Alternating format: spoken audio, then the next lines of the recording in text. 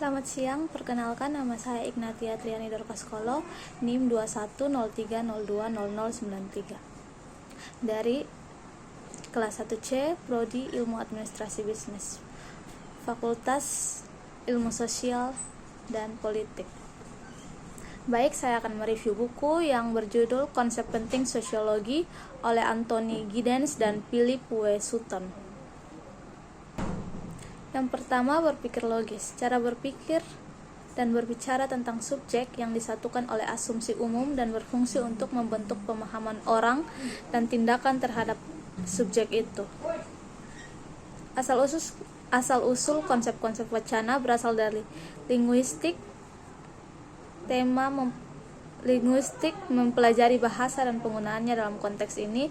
Wacana mengacu pada ucapan atau komunikasi tertulis, seperti itu terlibat dalam percakapan tatap muka, debat publik, chatroom online, dan sebagainya.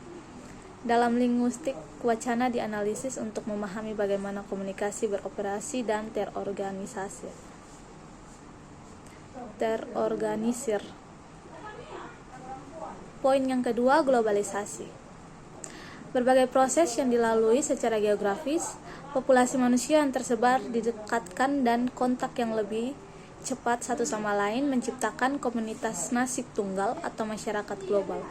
Globalisasi juga dapat disuling dari ide-ide Marx abad ke-19 tentang ekspansif kecenderungan kapitalisme dan Durkheim pada penyebaran geografis pembagian kerja.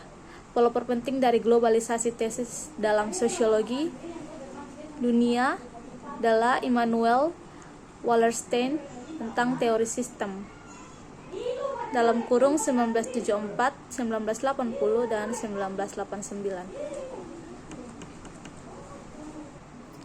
Poin ketiga, kemodernan. Dari pertengahan abad ke-18,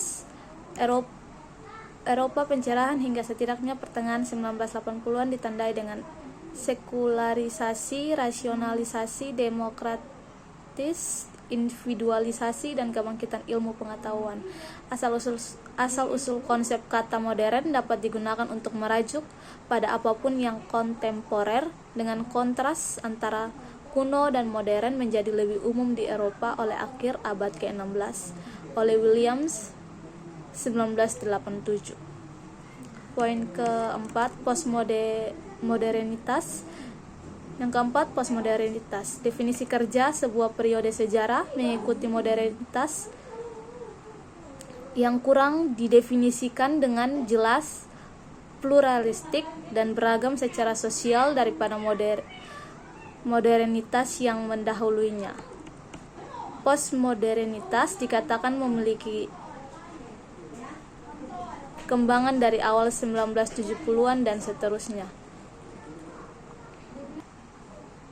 Salah satu target dari kebanyakan postmodernis adalah upaya para ahli teori sosial dari Comte dan Marx ke Giddens untuk membedakan arah dan bentuk sejarah. Bagi para ahli teori, proses ini merupakan perubahan historis terstruktur dan membuat kemajuan. McGuigan dalam kurung 2006 memberikan catatan menarik tentang perdebatan postmodern.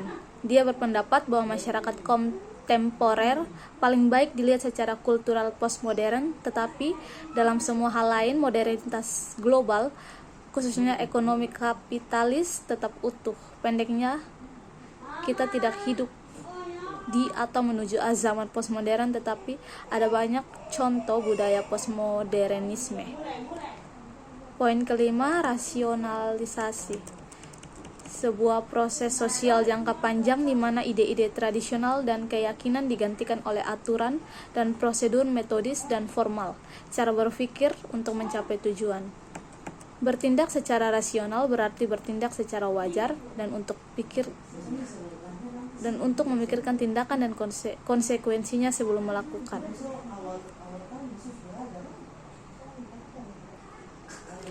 Dalam sosiologi, teori rasionalisasi dalam masyarakat luas mengacu pada proses daripada keadaan yang tetap dan merupakan pusat dari karya Max Weber. Poin yang keenam, masyarakat, sebuah konsep yang digunakan untuk menggambarkan hubungan sosial yang terstruktur dan institusi di antara komunitas besar orang yang tidak dapat direduksi menjadi koleksi sederhana atau agregasi individu. Dari konsep umum ini secara khusus, makna sosiologi masyarakat dikembangkan dalam abad ke-19. Argumen yang kuat dapat dipahami bahwa masyarakat telah menjadi konsep sentral dalam sosiologi yang Emil Durkheim gunakan untuk membangun disiplin baru yang berhubungan dengan realitas kolektif kehidupan manusia sebagai lawan dari belajar individu. Poin yang terakhir, struktur atau badan. Dikotomi konseptual yang berakar pada upaya sosiologi untuk memahami keseimbangan relatif antara masyarakat, pengaruh pada individu dalam kurung struktur, dan kebebasan individu untuk bertindak dan membentuk masyarakat atau agensi. Masuk dalam tema yang kedua, melakukan sosiologi. Konstruks Murni, peneliti tentang sosial fenomena, menekankan hanya beberapa dari yang utama aspek yang digunakan untuk mendekati persamaan dan perbedaan dalam konkret kasus dunia nyata. Konsep tipe ideal diciptakan oleh Max Weber sebagai bagian dari metodenya untuk mempelajari tindakan sosial sebagai salah satu bentuk sosiologi. Untuk Weber, pemahaman dan menjelaskan kehidupan sosial tidak mungkin menggunakan metode yang sama sebagai ilmu alam. Yang dibahas dalam tema 2 ini adalah metode kualitatif atau kuantitatif, realisme,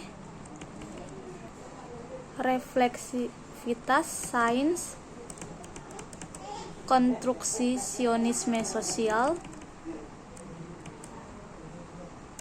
Kita masuk dalam tema yang ketiga. Tema 3, lingkungan dan urbanisme pengasingan. Berisi tentang pemisahan atau keterasingan manusia dari beberapa aspek. Pada abad ke-20, sosiologi industri menggunakan konsep keterasingan untuk menginformasikan studi empiris tentang hubungan tempat kerja di bawah sistem manajemen yang berbeda. Smith dan Bond berpendapat bahwa keterasingan adalah konsep yang lebih integratif yang menawarkan kemungkinan menemukan cara yang efektif untuk mengurangi efek mengasingkan dari struktur sosial kapitalis. Dalam bab 3 ini membahas tentang poin-poin seperti teori sosial dan kesehatan lingkungan, industrialisasi, migrasi, urbanisme, dan pembangunan berkelanjutan. Tema 4 tentang berpikir sosiologi. Pertama, birokrasi, jenis organisasi berdasarkan aturan tertulis, kontrak, dan hierarki posisi yang diadopsi secara luas dalam masyarakat industri modern. Kata birokrasi diciptakan pada tahun 1745 sebagai kombinasi dari biro, Prancis dalam kurung kantor atau meja tulis, dan kratos, Yunani dalam kurung untuk memerintah. Dan dengan demikian berarti aturan pejabat ini pertama kali digunakan untuk menggambarkan pejabat pemerintah, tetapi kemudian diperluas untuk mencakup semua organisasi besar. Dari awal birokrasi mengambil nada negatif dan ada banyak karya fiksi yang mengkritik kekuasaan birokrasi seperti novel Franz Kafka, The Trial, dengan penggambaran mimpi buruk tentang pejabat impersonal dan tidak dapat dipahami. Pandangan negatif ini berkelanjut dalam budaya populer dengan birokrasi dipandang sebagai pengikat orang dalam pita merah dan juga menjadi tidak efisien dan boros. Tema 5, peluang hidup yang tidak sama. Sosiolog telah lama tidak setuju atas kelas sosial sejak teori dan pendekatan Marx. Weber yang agak berbeda. Bagi Marx, kelas adalah sekelompok orang yang memiliki hubungan yang sama dengan alat-alat produksi. Terus terang mereka adalah pemilik atau bukan pemilik, dan oleh karena itu sistem kelas mencakup sebagian besar sejarah manusia. Dalam masyarakat pra-industri, dua kelas utama adalah pemilik tanah dalam kurung bangsawan atau pemilik budak, dan mereka yang mengerjakan tanah dalam kurung hamba, budak, dan petani bebas. Tetapi dalam masyarakat kapitalis, pabrik, kantor, mesin, dan modal yang dibutuhkan untuk membelinya telah menjadi lebih penting daripada tanah. Bab 6 menjelaskan tentang hubungan dan jalan hidup, yang dimana poin di dalam bab 6 ini terdapat masyarakat. Sebuah konsep yang diperebutkan, tetapi secara sederhana sekelompok orang yang tinggal di lokasi tertentu atau yang memiliki minat bersama tertentu yang terlibat dalam interaksi sistematis satu sama lain.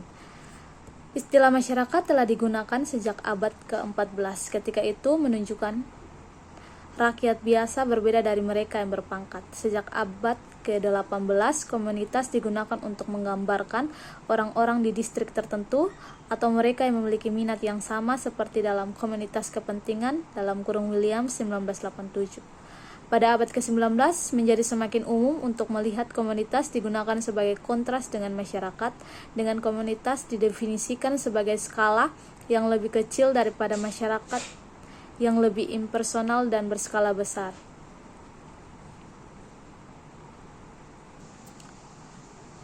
Tema 7 bersih tentang interaksi dan komunikasi, yang dimana poin pertama dalam tema ini adalah menyangkut budaya, cara hidup termasuk pengetahuan adat istiadat, norma, hukum, dan kepercayaan yang menjadi ciri masyarakat atau kelompok sosial tertentu. Karena sejarahnya yang berbelit-belit, budaya seperti kebalikannya, alam, adalah salah satu kata yang paling rumit dalam bahasa Inggris dan salah satu yang paling sulit dijabarkan. Dari abad ke-15, satu makna penting telah menjadi budaya seperti dalam merawat tanaman dan hewan. Begitu makna ini menyebar ke dalam diri orang, budaya menjadi berarti pembudayaan pikiran orang. Di Jerman abad ke-18, budaya menjadi lawan dari peradaban, dengan yang pertama dipandang lebih unggul daripada yang terakhir. Pada abad ke-19, pengakuan budaya atau keutuhan budaya dikembangkan, yang merupakan awal dari penggunaan ilmiah sosial modern.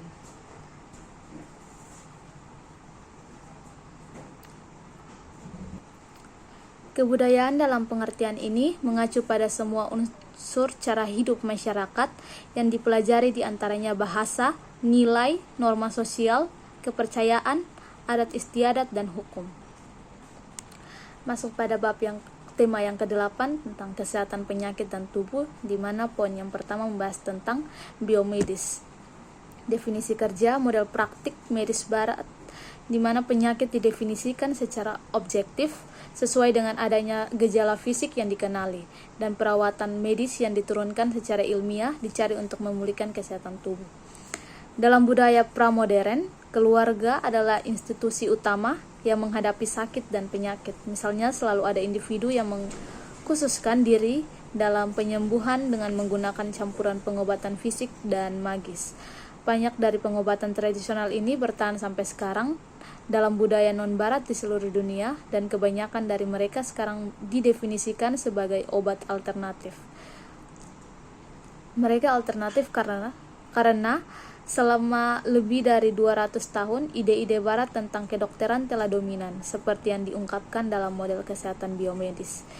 Biomedis menjadi dominan seiring dengan metode ilmiah modern yang menjadi dasarnya. Penerapan ilmu pengetahuan untuk diagnosis dan penyembuhan medis adalah fitur utama dari pengembangan sistem perawatan kesehatan sosial. Kesehatan modern. Tema yang ke-9 membahas tentang kejahatan dan kontrol sosial, yang dimana poin pertama membahas tentang anomi. Definisi kerja, perasaan cemas dan takut yang parah akibat pengalaman kurangnya norma-norma sosial yang efektif seringkali muncul selama periode perubahan sosial yang tepat. Perubahan sosial di era modernitas yang begitu pesat seringkali menimbulkan permasalahan sosial yang besar, seperti gaya hidup tradisional, moral, keyakinan agama, dan rutinitas sehari-hari yang terganggu, terkadang tanpa tergantikan. Durkheim menghubungkan kondisi yang meresahkan ini dengan anomi, perasaan tanpa tujuan, ketakutan, dan keputusasaan ketika orang tidak lagi tahu bagaimana melanjutkan. Misalnya aturan dan standar moral tradisional yang diberikan oleh agama yang terorganisir dirusak oleh perkembangan kapitalis. Industri awal membuat banyak orang merasa bahwa kehidupan sehari-hari mereka kurang bermakna. Anomi ada ketika tidak ada standar yang jelas untuk memandu perilaku dalam bidang kehidupan sosial tertentu yang dapat membuat orang bingung, cemas, dan tidak dapat berfungsi. Tema ke-10 tentang sosiologi politik, yang dimana poin utamanya adalah otoritas. Kekuasaan yang sah dimiliki oleh satu orang atau kelompok atas orang lain. Sosiologi politik Max Weber dalam kurung 1925 sampai 1979 adalah titik awal untuk sebagian besar studi tentang kekuasaan, politik, dan otoritas. Weber melihat kekuasaan sebagai kemampuan orang atau kelompok untuk mendapatkan jalannya sendiri, bahkan melawan oposisi, tetapi yang dapat dikatakan berada dalam posisi otoritas hanya mereka yang mampu mengeluarkan perintah dan memiliki harapan yang masuk akal bahwa perintah itu akan dilaksanakan. Oleh karena itu, otoritas bersandar pada keyakinan di antara mereka yang menerima perintah bahwa orang yang memberi perintah itu melakukannya dengan sah. Artinya, posisi mereka diterima secara berwibawa. Weber berpendapat bahwa sistem otoritas berbeda antar masyarakat dan juga dari waktu ke waktu. Dia membedakan 3 jenis otoritas dalam sejarah: tradisional, karismatik, dan rasional atau legal. Namun ketiganya adalah tipe ideal, alat heuristik yang dirancang untuk membantu peneliti saat mereka mendekati fenomena dunia nyata. Otoritas tradisional adalah kekuasaan yang dilegitimasi melalui penghormatan terhadap pola-pola budaya yang telah lama ada yang diwariskan dari generasi ke generasi. Dalam sistem ini, orang mematuhi perintah berdasarkan status tradisional penguasa. Demikian review dari saya. Atas perhatiannya saya ucapkan terima kasih.